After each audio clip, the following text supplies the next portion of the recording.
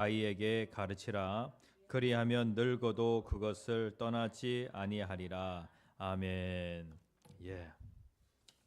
여러분들 주보를 보시면은 제가 오늘 말씀을 전할 이 내용을 요약해 놓았습니다.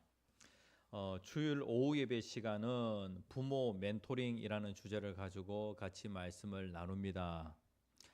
예. 지난주에 첫 번째 우리가 한 3주 전에 첫 번째 시간을 가졌고요. 그리고 찬양 콘서트, 그다음에 또 공동체 주의를 하면서 이렇게 시간이 많이 지났습니다. 자, 오늘 제목 같이 한번 읽어 봅시다. 시작. 잘못된 사랑. 예, 오늘 이 시간에는 잘못된 사랑이라는 제목을 가지고 같이 말씀을 나누겠습니다.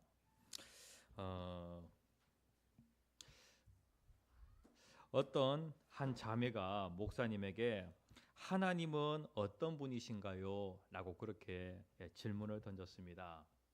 그러니까 목사님이 하나님은 사랑이시라라고 하는 그 말씀을 얘기하면서 하나님은 사랑입니다라고 그렇게 얘기를 하는 거예요. 그러니까 그 자매가 뭐라고 얘기하냐면은 단 한 번이라도 좋으니 하나님이 나를 진정 사랑하신다는 것이 마음에 와닿을 수만 있으면 좋겠어요라고 그렇게 얘기하는 거예요. 이 자매는 따스한 사랑을 받아보지 못했습니다. 그래서 하나님은 사랑이시다라고 할 때에 그것이 와닿지가 않는 것이죠.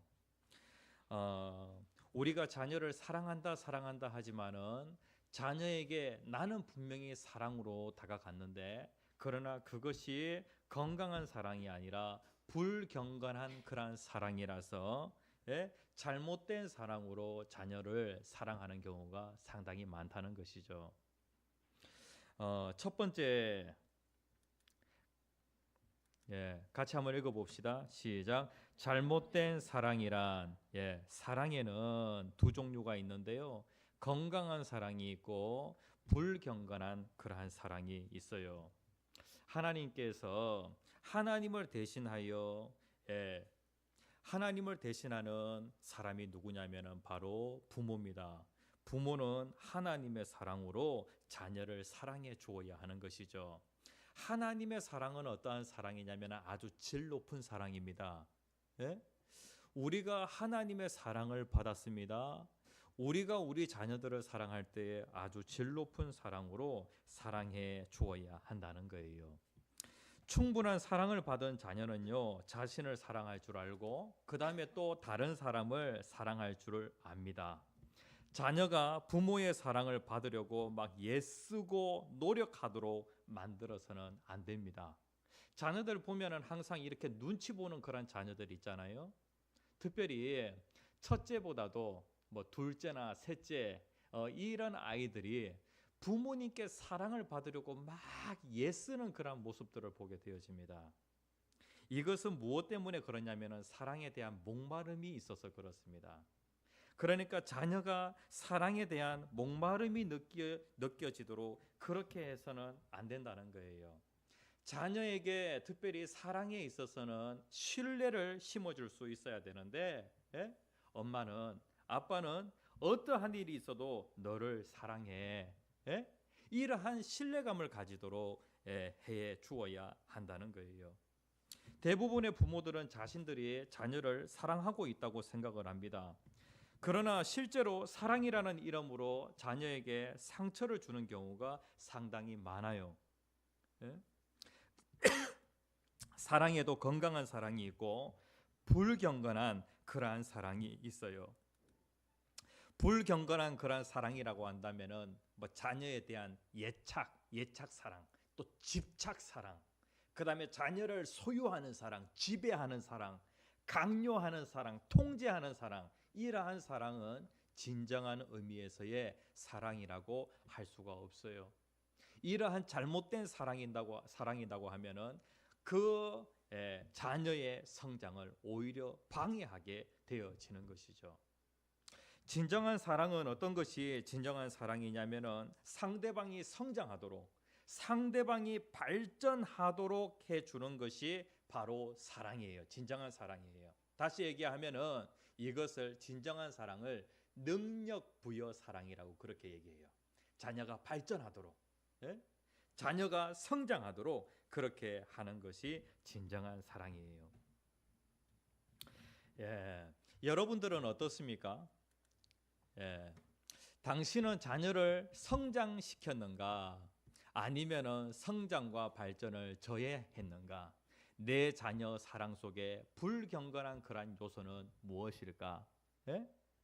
여러분들이 이따가 나눔의 시간에 이 부분을 좀 나누었으면 좋겠어요. 내가 자녀를 갖다가 사랑하는데 진정한 사랑은 능력 부여의 사랑이에요. 그런데 오히려 나의 사랑이 잘못된 그러한 사랑이라서 자녀가 발전하는 데에 성장하는 데 오히려 해를 끼치지 않았는가라고 하는 이 부분과 관련해서 한번 생각해 볼 필요가 있다는 거예요. 여러분들 자식을 갖다가 다 키워놓고 나니까 야, 참 내가 부족했다라고 하는 거, 나는 여태까지 사랑이라고 했는데 그것이 잘못된 사랑이라서 자녀의 성장에 오히려 해를 끼쳤구나라고 하는 그러한 생각들, 여러분들 그런 생각도 드시죠? 예? 모든 부모는요, 자격증을 가지고 부모의 역할을 수행하는 것이 아니라, 다 그냥 초보 운전자로서 그렇게 부모의 역할을 수행했어요. 자녀를 양육하는 그 과정에서 날마다 하나님의 도우심이 필요하다는 것이죠. 자, 잘못된 사랑과 관련하여서 한 4가지 정도로 제가 한번 말씀을 드릴게요. 첫 번째 잘못된 사랑 어떤 것이 있냐면은 과잉보호의 사랑이 있어요. 과잉보호. 예? 같이 한번 읽어봅시다. 시작. 과잉보호는 자녀를 성장시키지 못한다. 자녀를 나약하고 무기력한 존재로 만든다. 진정한 사랑은 뭐라 그랬어요? 능력 부여의 사랑이라 그랬죠. 과잉보호의 사랑을 하게 되어지면은 자녀가 성장이 안 돼요. 예? 과잉보호를 받은 그 자녀는요, 어떤 생각을 가지게 되어지냐면은 내가 무능하기 때문에 부모가 나를 믿지 않는다고 그렇게 생각을 해봅니다.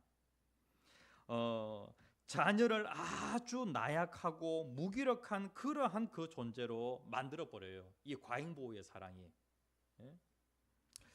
그리고 자녀는 때로 실수를 통해서 배우기도 하는데 과잉보호의 사랑은요, 실수할 그런 기회조차 주지 않는 그러한 사랑이에요. 자녀는 실수를 통해서 참 많은 것을 배우잖아요. 그리고 한번 살아본 인생을 살아가는 것이 아니라 한 번도 가보지 않은 그 길을 자녀가 걸어가잖아요. 그러니까 당연히 실수를 통해서 배울 수밖에 없어요.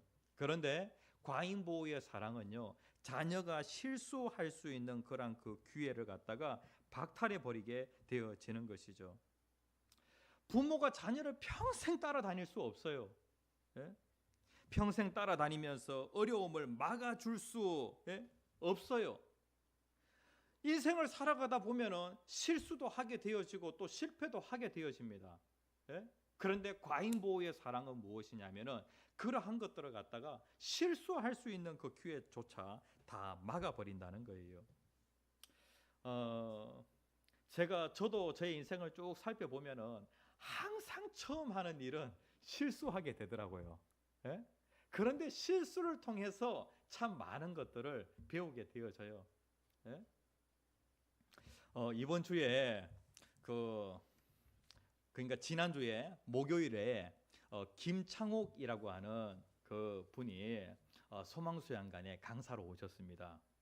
야, 그분 강의하는 것을 보니까요, 정말로 잘하시는 거예요. 예? 그리고 또 7시 반부터 강의가 딱 이렇게 시작하는 걸로 되어 있는데, 그런데 이제 그 시간에 딱 맞춰가지고 그렇게 딱 이렇게 오시는 거예요. 제가 처음으로 다른 교회에 부흥 강사로 간 적이 있어요. 금요 철야 예배에 좀 말씀을 증거해 달라고 부탁을 하더라고요. 그런데 여기에서 청주까지 내려가는데 그 시간에 퇴근 시간하고 겹쳐질 것이라고는 생각을 못했던 거예요. 내려가다 보니까 퇴근 시간하고 겹쳐가지고 이제 시간이 늦어지게 되는 거예요. 예? 그러니까 이제 제 마음도 이제 급해져가지고 이제 빨리 가야 되겠다라고 그렇게 생각을 하고 어떻게 했냐면은 국도로 타게 된 거죠. 국도로 타게 되니까 시간이 또 더 걸리게 되는 거예요. 그렇게 해서 그쪽 교회에서는 계속 찬양을 하고 있고 목사님 언제 오시냐, 목사님 언제 오시냐 이렇게 되어진 것이죠. 야, 실수를 통해서 참 많은 것들을 배우게 되어집니다. 그리고 이제 교단에 교육 관련된 그런 그 일을 맡고 있는데 지난주입니다. 교육자 회의에 가서 앞에 서서 얘기를 하는데 너무나도 떨리는 거예요. 그때 이제 왜 이제 떨리게 되어지냐면은 제가 원고도 들고 있어야 되고 포스터도 들고 있어야 되고 그 다음에 또 A4 용지 유인물도 들고 있어야 되고 제가 이거 여러 번 나가봤으면은 딱 탁자에다가 그걸 올려놨겠죠. 그러면서 딱 이렇게 정리를 해가지고 그렇게 이제 순서에 따라서 보고를 했겠죠. 그런데 이걸 몽땅 다 들고 있으려고 하니까 내가 원고를 볼 수가 없는 거예요. 그래가지고 이렇게 되어지니까 막 떨리더라고요. 그런데 실수를 통해서 다음번에는 차분하게 인사를 딱 하고 딱 강단에 딱 서게 되어지면은 딱 이렇게 다 나열을 해서 그렇게 차분하게 시작해야 되겠다라고 하는 것을 느끼게 되어지죠. 여러분들 여기 앞에 딱 서면은 떨려가지고 아무것도 못 하잖아요. 그렇죠.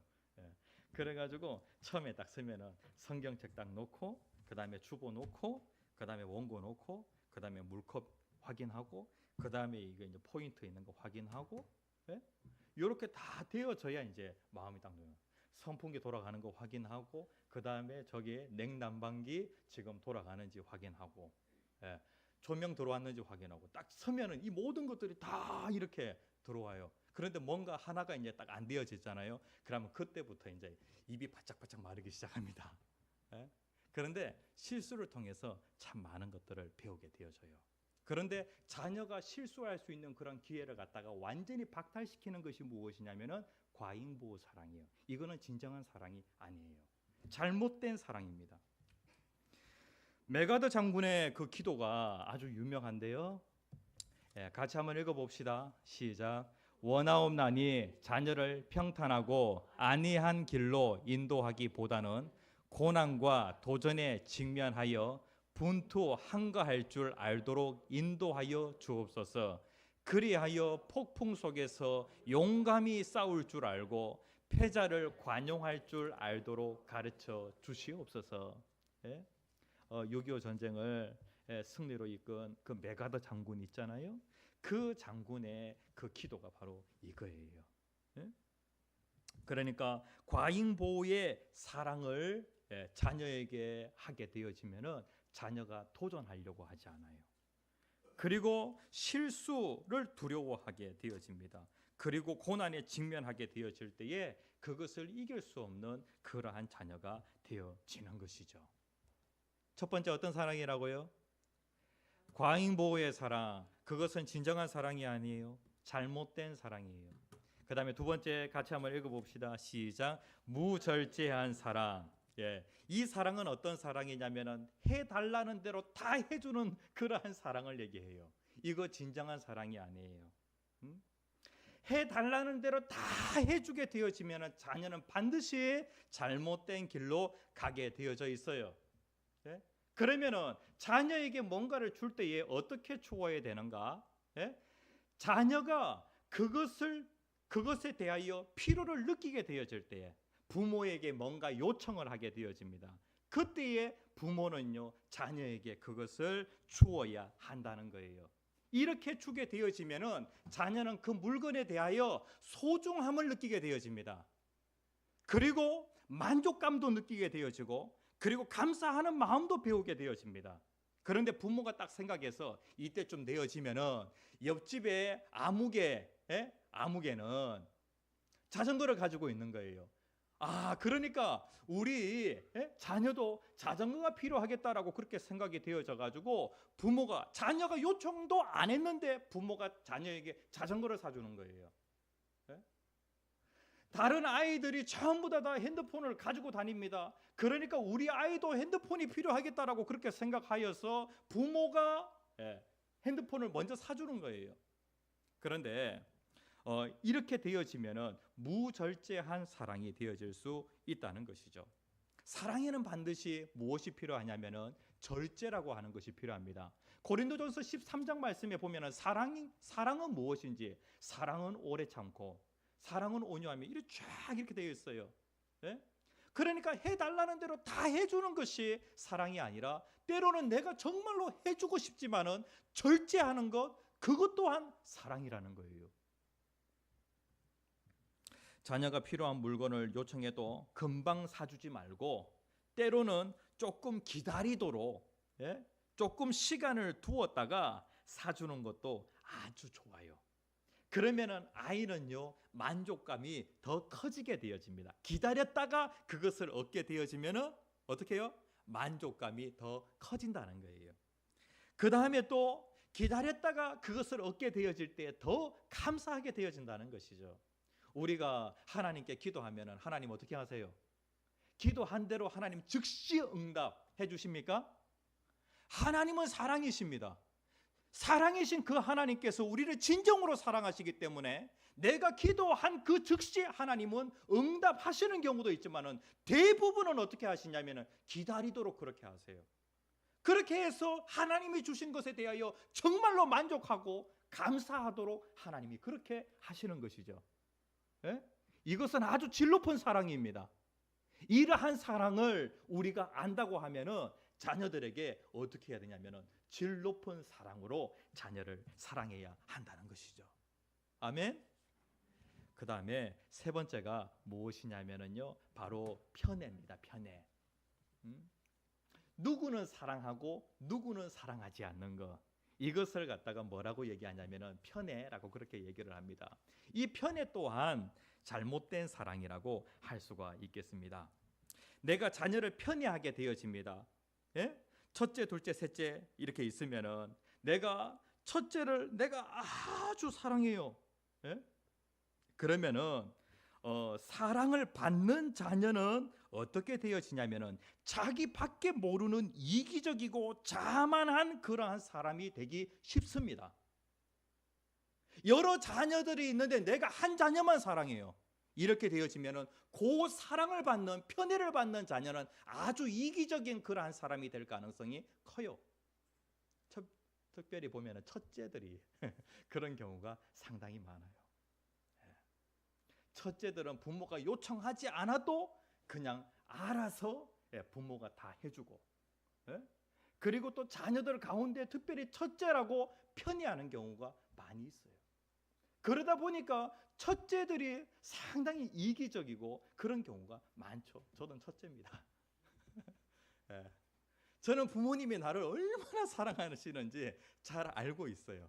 내가 그렇게 예를 안 써도 부모님이 나를 아주 사랑하신다는 걸 잘 알고 있어요. 그러다 보니까 아주 자만하고요. 그 다음에 아주 이기적인 그러한 자녀로 성장하게 되어지더라고요. 그 다음에 특별히 아들, 딸들이 있으면 어떻게 해요? 아들이라고 편애하는 경우가 상당히 많아요. 그렇죠? 그러면은 만약에 사랑을 받지 못한 자녀는 어떻게 될까요? 아들이라고 아들을 아주 사랑해요. 그런데 딸이라고 해가지고 덜 사랑합니다. 그리고 사랑을 받는 그 자녀가 뭘 느끼냐면은 내가 지금 편애를 받고 있어. 내가 사랑을 지금 못 받고 있어 라고 하는 것을 알게 되어집니다. 그러면 어떻게 되어질까요? 거절감, 그 다음에 열등감, 분노 이러한 것들로 상처를 받게 되어집니다. 그러니까 이 편애라고 하는 것도 잘못된 사랑이라고 할 수가 있겠죠. 그래서 부모는 자신도 모르게 똑같이 사랑해야지. 10손가락 깨물어서 안 아픈 손가락 어디 있겠냐. 엄마 아빠는 너희들을 사랑하는데 다 똑같이 사랑한다라고 그렇게 말을 하는데, 그런데 보면은요 인간은 연약해요. 인간은 죄성이라고 하는 것을 가지고 있어요. 자녀를 양육하다 보면은 어떤 자녀에게 사랑이 더 가고 어떤 자녀에게 사랑이 덜 가는 것을 경험하게 되어집니다. 그래가지고 자연스럽게 편애하는 경우가 많이 있다는 것이죠. 예? 그러면 어떻게 해야 될까요? 이것도 훈련이에요. 사랑이 덜 가는 그런 자녀들 있잖아요. 그 자녀들에게 오히려 더 마음은 자꾸 어떻게 가냐면은 내가 편애하는 그 자녀가 있어요. 그 자녀에게로 자꾸 가요. 그런데 내가 특별히 표현을 함에 있어 가지고 그 아이 사랑이 덜 가는 그 자녀에게 의도적으로 더 하려고 해야 어떻게 되어지냐면은 편애하지 않게 되어집니다. 사랑하는 마음이 덜 가는 자녀에게 오히려 의도적으로 더욱더 친근하게 사랑을 표현해 볼 필요가 있다는 거예요. 그러다 보면은 어느새 따스한 사랑의 마음이 회복되는 것을 느끼게 되어집니다. 의도적으로 그렇게 하다 보면은 특별히 내가 낳은 자녀가 아닌 그 자녀를 갖다가 양육을 하는 그런 경우가 있어요. 내가 직접 낳은 자녀가 있고 낳지 않은 자녀가 있게 되어지는데 내가 낳지 않은 그 자녀에게는 사랑이 아무래도 덜 가게 되어집니다. 그러니까 본능적으로 그렇게 가는 경우가 있어요. 이렇게 되어졌을 때 좀 의도적으로 그렇게 표현할 필요가 있다는 것이죠. 이렇게 계속 하다 보면은 어떻게 되어지냐면은 그 자녀에게도 따스한 사랑으로 나아갈 수 있는 그러한 사람으로 만들어지게 되어진다는 것이죠.